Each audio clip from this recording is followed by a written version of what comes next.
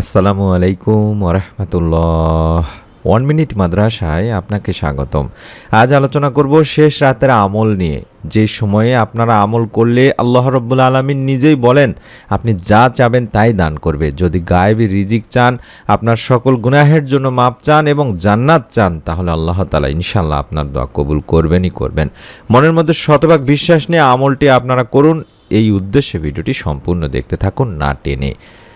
রহমতের প্রহর বা সময় বলতে রাতের শেষ তৃতীয়াংশকে বোঝায়।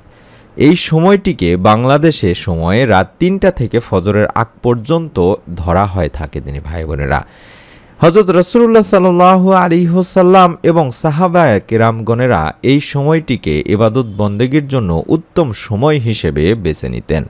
অর্থাৎ এই সময়ে প্রকৃতি থাকে নীরব, পরিবার পরিজনও থাকেন ঘুমিয়ে, জাগতিক কোনো কাজকর্মে তাড়া থাকে না। ফলে এই সময় আল্লাহর ধ্যান করা বা মোরাকাবা করা কিংবা নফল নামাজ আদায়, জিকির আজগার, দরুদ পাঠ ও তাসবিহ তাহলিলের অতি উত্তম একটি সময়। আর এই গভীর রাতের ইবাদতগুলো এত মন দিয়ে করা যায় যে এতে সাধকেরা সাধনার সোপান অতিক্রমের উৎকৃষ্ট সুযোগ পান। শুধু তাই নয় দিনী ভাই বোনেরা, রাতের এই তৃতীয়াংশ ইবাদতের কথা কোরআন হাদিসের বিভিন্ন স্থানে নির্দেশিত হয়েছে বা বলা হয়েছে। এ সময় আল্লাহ তাআলা বান্দার ডাকে অধিক সাড়া দেন। তিনি বান্দাকে অনুপ্রাণিত করতে থাকেন, তাকে ডাকতে বলেন, তার ইবাদত করে তার নৈকট্য আহ্বান করেন। অর্থাৎ আল্লাহ তাআলা নিজেই ডাকতে বলেন তার বান্দাদেরকে, কার কি চাওয়া, কার কি প্রয়োজন তারা তখন চেয়ে নিতে পারবে। আল্লাহ তাআলা তাদেরকে তা দান করবেন। আল্লাহ রাব্বুল আলামিন নিজেই বলছেন। হযরত আবু হুরায়রা রাদিয়াল্লাহু তাআলা আনহু থেকে বর্ণিত একটি হাদিসে আল্লাহ রাসূল সাল্লাল্লাহু আলাইহি সাল্লাম বলেছেন, আমাদের প্রতিপালক মহান রব আল্লাহ তাআলা প্রতি রাতের যখন শেষ তৃতীয়াংশ অবশিষ্ট থাকে, তখন প্রথম আসমানে অবতরণ করেন এবং বলতে থাকেন, হে বান্দা, আমার কাছে প্রার্থনা করো, আমি তোমার প্রার্থনা কবুল করব। আমার কাছে তোমার কি চাওয়া আছে চাও, আমি তা দান করব। আমার কাছে তোমার জীবনের গুনাহের জন্য ক্ষমা প্রার্থনা করো, আমি তোমার গুনাহ মাফ করে দেব, ক্ষমা করে দেব। সুবহানাল্লাহ, সুবহানাল্লাহ। শুধু তাই নয়, এভাবে আল্লাহ রাব্বুল আলামিন ফজরের আগ পর্যন্ত তার বান্দাদেরকে ডাকতে থাকেন। আর যে সময় এই সময়টিতে তার কোনো বান্দা যদি তার মাবুদ মাওলাকে ডাকার মতো ডাকতে পারে, আল্লাহ তাআলার নিকট কাকুতি মিনতি করতে পারে, রহমতের আমলের বদৌলতে আল্লাহ রাব্বুল আলামিন তার ভাগ্যের দরজা খুলে দেন। আর এই সময়টিতেই আমরা বেশি বেশি ইবাদত, তাওবা, ইস্তেগফার, কোরআন পাঠ সহ বিভিন্ন আমল করে আল্লাহ তাআলার কাছে দুই হাত তুলে মুনাজাত করে কান্নাকাটি করে যদি দোয়া চাইতে পারি, আল্লাহ তাআলার রহমতের ছায়াতলে আপনি জায়গা পাবেন বলে আশা করা যায় ইনশাআল্লাহ। কারণ এই সময়ের দোয়া আল্লাহ রাব্বুল আলামিন ফিরিয়ে দেন না দিনী ভাই বোনেরা। রাতের ইবাদত ও দোয়া আল্লাহ তাআলার কাছে অনেক মর্যাদা ও সম্মানের। তাই রাতের দোয়া ও ইবাদতে আপনি যদি তাওহীদের সাক্ষ্য দিয়ে দোয়া করতে পারেন, তাহলে আল্লাহ তাআলা সেই দোয়া কখনোই ফেরত দেন না। আল্লাহ তাআলা বান্দার সব দোয়াই কবুল করে নেন। হাদিসে এমনই বলা হয়েছে, আল্লাহ রাসূল সাল্লাল্লাহু আলাইহি সাল্লাম বলেছেন, যখন তোমাদের কেউ রাতে জেগে আল্লাহ তাআলার কাছে দোয়া করে, আল্লাহ তাআলা তার দোয়া কবুল করেন। আর যদি ওই ব্যক্তি ওযু করে এবং নামাজ আদায় করে, তবে সে নামাজও কবুল করা হয়। বুখারী শরীফের একটি হাদিস। সুবহানাল্লাহ।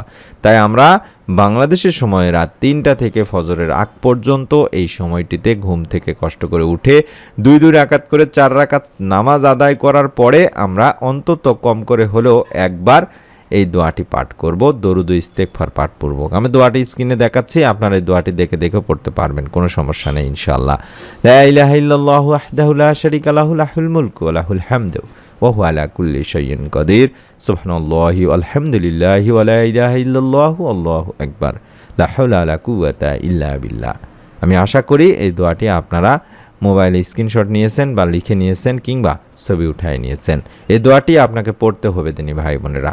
এই দোয়াটিতে আমরা বলছি বা এর অনুবাদ, আল্লাহ ব্যতীত কোনো উপাস্য নেই, তিনি একক, তার কোনো শরিক নেই, তার জন্যই সকল রাজত্ব, তার জন্যই সকল প্রশংসা এবং তিনি সকল কিছুর উপরে ক্ষমতাশালী। মহাপবিত্র আল্লাহ, সকল প্রশংসা আল্লাহর জন্য।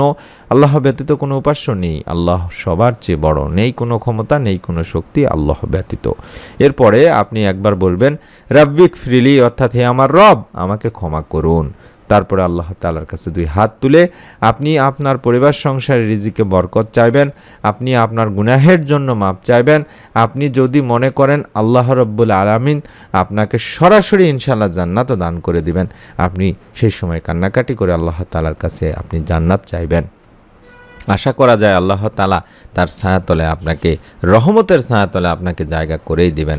কারণ আল্লাহ রব্বুল আলামিন সেই সময় দোয়া ফেরত দেন না। হতে পারে আপনি নেক সন্তান চান, হতে পারে আপনি অসুখ বিসুখে আছেন, কিংবা অভাব অনটনের মধ্যে আছেন, অশান্তিতে আছেন। এই সময় দোয়া আপনি যদি মন থেকে করতে পারেন, কান্নাকাটি করে করতে পারেন, তবে অবশ্যই দরুদ ইস্তেগফার পাঠপূর্বক দোয়া করতে হবে তিনি ভাই বোনেরা। তাহলে আল্লাহ তাআলা আপনার দোয়া কখনোই ফিরাবেন না।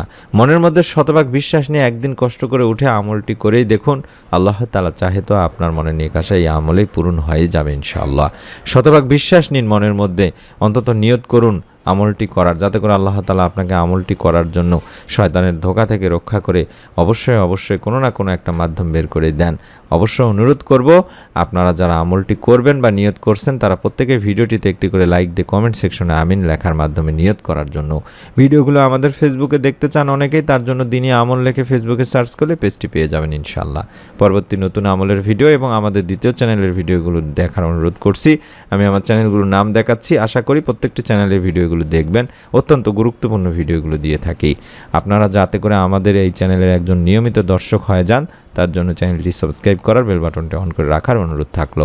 সকলেই ভালো থাকুন, সুস্থ থাকুন। আমরা আল্লাহ তাআলার কাছে দোয়া করি সেই সমস্ত দিনী ভাই বোনদের জন্য যারা আমাদের ভিডিওগুলো দেখে আমলগুলো করার নিয়ত করেন। আল্লাহ তাআলা নিয়তের ওসিলায় তাদের মনে নেক আশা পূরণ করে দিন, আমিন। আসসালামু আলাইকুম ওয়া রাহমাতুল্লাহ।